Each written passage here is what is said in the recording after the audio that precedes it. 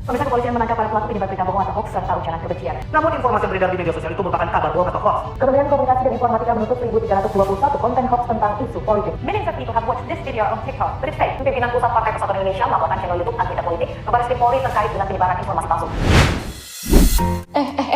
Kalian lihat gak sih berita yang lagi rame? Isinya tuh tentang politik semua. Sampai-sampai di komentar aja orang-orang pada saling hina. Iya, aku lihat banyak banget orang yang ribut-ribut gak jelas. Padahal pas dicek lagi sumber beritanya juga gak jelas, gak valid. Tapi udah langsung disebar-sebarin gitu aja, banyak yang percaya dan ikut nyerang juga. Nah, itu kayak contoh dari disinformasi lah. Jadi kayak beritanya tuh sengaja disebarin. Itu tujuannya buat nipu masyarakat. Iya, kelihatan banget efeknya. Masyarakat jadi terpolarisasi, jadi bagi dua kubu. Ngerasa pendapatnya paling benar, satunya lagi jadi ngerasa beda dikit, langsung ngecap jadi musuh gitu. Padahal kalau kita mau luang waktu sedikit aja buat cek faktanya, mungkin kita nggak bakal ke bawah arus dan cepet nyebarin hoax. Kayak harusnya tuh kita bisa lebih milih-milih lah kalau buat lihat berita tuh. Karena beda pilihan politik itu mah sebenarnya wajar. Cuma ya jangan sampai kita lupa juga buat mikir pakai logika dan data.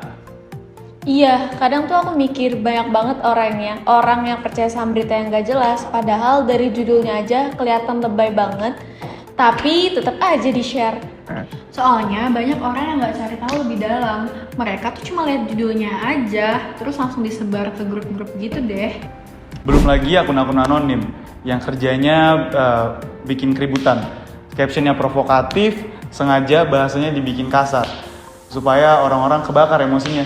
Iya, terus ada juga orang yang bilang kalau ini nih info dari orang dalam, padahal kita nggak tahu orang dalamnya siapa dan yang mana.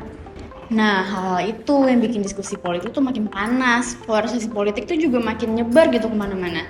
Konflik sosialnya juga makin gede karena diantara masing-masing kubunya itu. Makanya dari sekarang kita harus cari tahu kebenarannya, minimal kita cari pembanding dari media lain, jangan cuma satu sumber doang.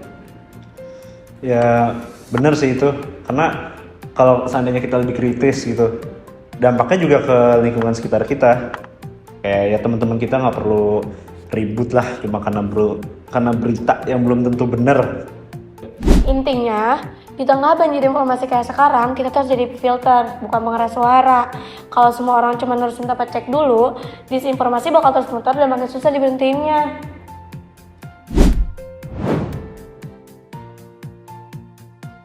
Makanya sebelum kalian percaya sama berita yang lewat di timeline kalian, cek dulu kebenarannya, jangan sampai kalian ikut nyebarin info yang ternyata salah.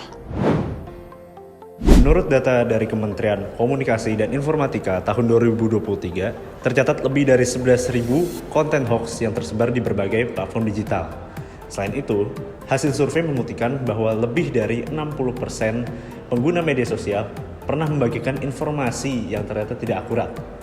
Hal itu terjadi umumnya karena tidak melakukan verifikasi terlebih dahulu. Data ini menunjukkan bahwa disinformasi itu bukan sekedar masalah individual, tetapi fenomena yang terdampak luas pada masyarakat.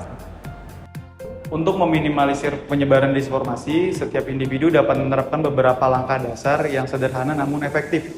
Misalnya dengan membaca informasi secara menyeluruh sebelum menarik kesimpulan, memeriksa kredibilitas sumber yang mempublikasikan berita, serta mencari referensi pembanding dari media lain yang lebih terpercaya. Apabila informasi masih menimbulkan keraguan, langkah paling bijak adalah tidak membagikannya terlebih dahulu, agar tidak memperluas dampak negatif yang mungkin ditimbulkan.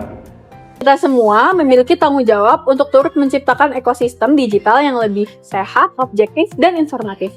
Sikap kritis dan kehati-hatian dalam menerima maupun menyebarkan informasi dapat mengurangi potensi polarisasi, konflik, dan kesalahpahaman yang sering muncul akibat maraknya disinformasi.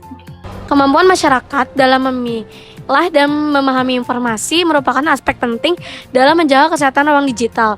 Di tengah pesatnya perkembangan media sosial, arus informasi semakin cepat dan masif sehingga pengguna dituntut untuk memiliki literasi digital yang memadai agar tidak mudah terpengaruh oleh konten yang menyesatkan.